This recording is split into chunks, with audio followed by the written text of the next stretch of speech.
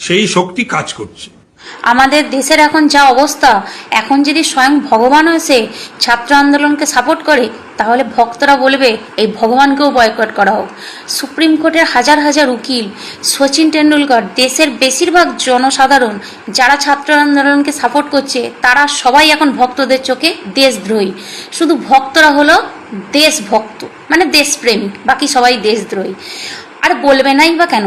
যারা নেতাজিকে বলে গুন্ডা আর নেতাজির বাহিনীকে বলে গুন্ডা বাহিনী, তাদের কাছ থেকে এর থেকে বেশি কিছু আশা করা যায় না। আমার মনে হয় দেশ মানে নেতাজি, নেতাজি মানেই দেশ। আর নেতাজির বিরোধিতা করে যারা, তারাই আসলে দেশদ্রোহী। দেশ মানেই হলো ভগৎ সিং, দেশ মানে হলো ক্ষুদিরাম, দেশ মানে হলো আম্বেদকর, দেশ মানে হলো দেশের ছাত্র যুব সমাজ, দেশ মানে হলো শ্রমিক, দেশ মানে হলো কৃষক, দেশ মানে হলো দেশের সমস্ত জনসাধারণ, দেশ মানে হলো হিন্দু, মুসলিম, শিখ, খ্রিস্টান, সমস্ত ধর্ম। আর যারা এই সমস্ত সব কিছু নিয়ে, ধর্ম নিয়ে, ছাত্র যুব সমাজ নিয়ে, কৃষক নিয়ে, শ্রমিক নিয়ে যারা রাজনীতি করে, তারাই আসলে দেশদ্রোহী।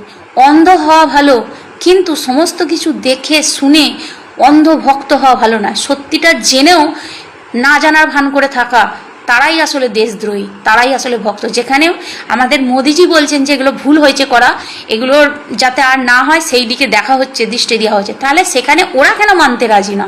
এটাই তো আমি বুঝতে পারছি না। সেলিব্রিটিরা যখন স্টুডেন্টদের পাশে দাঁড়াচ্ছে, তখন তাদেরকে বয়কট করছে।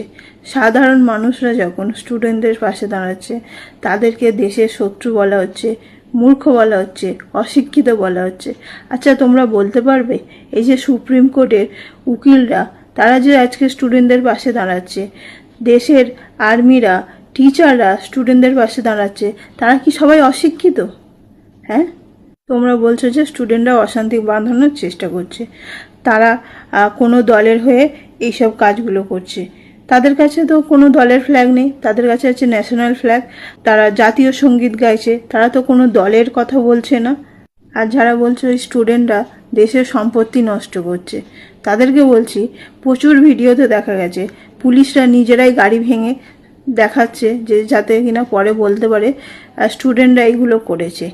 আজকের যদি দু চারটে গাড়ি ভাঙা হয় বা কিছু করে, তখন যদি এত দেশের সম্পত্তি নষ্ট হওয়া নিয়ে কথা বলো তোমরা, আর যখন দেশের টাকা লুট করে বিদেশে চলে যায়, তখন কেন তোমরা কথা বলো না? তখন কি দেশের সম্পত্তি নষ্ট হয় না? তাহলে স্টুডেন্টরা করবে কি? তারা যখন কোর্টে যাচ্ছে, কোর্টও তাদের কথা শুনছে না, কারণ সব তো বিক্রি হয়ে আছে। কি করে শুনবে? তারা প্রোটেস্ট করবে না তো কি করবে? আজ 12 বছরে কখনো প্রধানমন্ত্রী নরেন্দ্র মোদী প্রধানমন্ত্রীকে এতটা চিন্তিত আর এতটা ভয়াবহ আমি কখনো দেখিনি।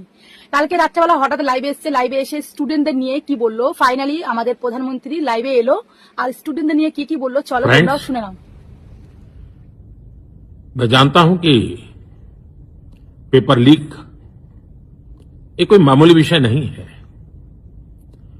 लाखों विद्यार्थी और उनके अभिभावकों के लिए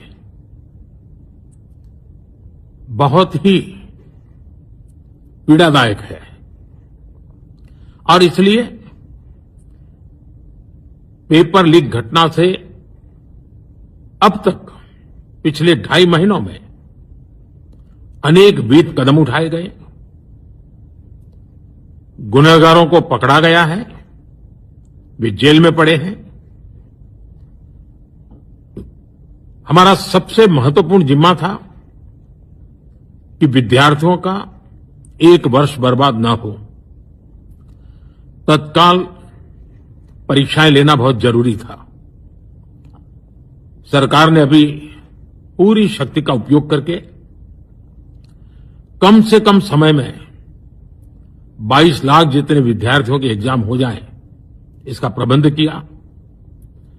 और अभी অনাহারে নাহি খেদ, বেশি খেলে বাড়ে মেদ। ধন্য শ্রমিকের দান, হীরকের রাজা ভগবান ভগবান ভগবান। গাইস, হীরকের রাজা কতটা অস্বস্তিতে পড়লে তোমরা বলো, কতটা ইনসিকিউরিটি ফিল করলে, কতটা লোনলিনেস বাড়লে। মানুষ মাঝরাতে লাইভ করে, মাঝরাতে আমরা কি করি? মাঝরাতটা কি লাইভ করার জন্য? হ্যাঁ, সারা দিন আছে চ্যানেলকে রানিং রাখার জন্য লাইভ করতে হয়।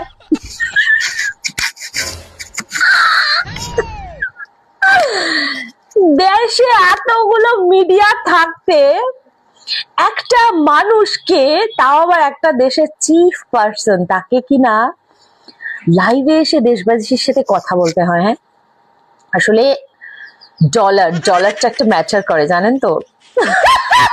ডলারের নেশা শুধু আমার নেই।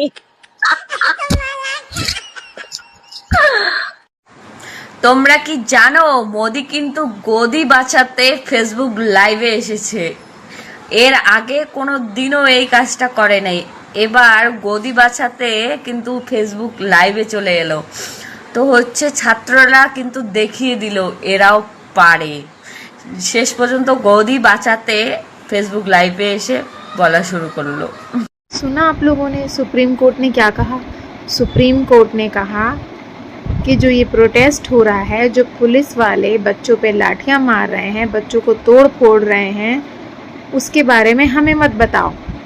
उसके बारे में हम कुछ नहीं कर सकते। हमारा टाइम वेस्ट मत करो। किसी वकील ने पिटीशन फाइल की है सुप्रीम कोर्ट में और उसने वीडियोस भी उसमें पोस्ट की हैं, पर सुप्रीम कोर्ट साफ उसको देखने से इनकार कर रहा है।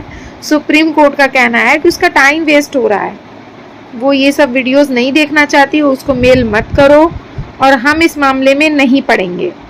बताओ, जिस सुप्रीम कोर्ट से उम्मीद होती है कि जब सरकार नहीं सुन रही है तो सुप्रीम कोर्ट का दरवाज़ा खटखटाया जाता है कि वो अधिकारों का हनन होने से रोक देगी पुलिस को, तो उस सुप्रीम कोर्ट ने हाथ खड़े कर लिए। अब सोचिए आप कि अब आप क्या करेंगे? अब आप किसके पास जाएंगे? सरकार सुन नहीं रही, जवाब दे नहीं रही, बात करने को तैयार ही नहीं है। जो मर रहा है मरता जाए।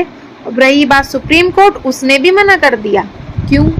वो इसलिए, आपको पता है क्यों? क्योंकि जो सुप्रीम कोर्ट है, जो सुप्रीम कोर्ट का जज है, जो CJI है, वो सरकार का ही बंदा है। वो इस बीजेपी सरकार का ही बंदा है, इसलिए वो इस सरकार के खिलाफ कोई एक्शन नहीं लेगी। और एक चीज़ आपको याद दिला दूं, ये जो आंदोलन हो रहा है ना, ये जो इतना बड़ा आंदोलन खड़ा हुआ है, इसके पीछे कौन था याद है आपको? सुप्रीम कोर्ट का CJI, चीफ जस्टिस, जो उसने युवाओं को जो कॉकरोच बोला था, आज उस कॉकरोच की वजह से ही ये आंदोलन इतना बड़ा खड़ा हुआ। तो इसके पीछे सुप्रीम कोर्ट का जज CJI ही जिम्मेदार है। और आज जब उससे मदद मांगी जा रही है तो वो बिल्कुल मना कर रहा है मदद देने के लिए। और क्यों? भाई, देश के मुखिया के चेहरे का रंग ही उड़ा दिया है जेनजी लोगों ने। ये जेनजी सड़क पे आया क्या कि मुखिया को अपनी कुर्सी हिलती नजर आई, चेहरे का रंग उड़ गया है। रात में 12 बजे ट्वीट करना पड़ रहा है, वीडियो बनाना पड़ रहा है, वो भी इंस्टाग्राम पे ऐसे सामने। कहा इस महामानव के चारों तरफ कैमरामैन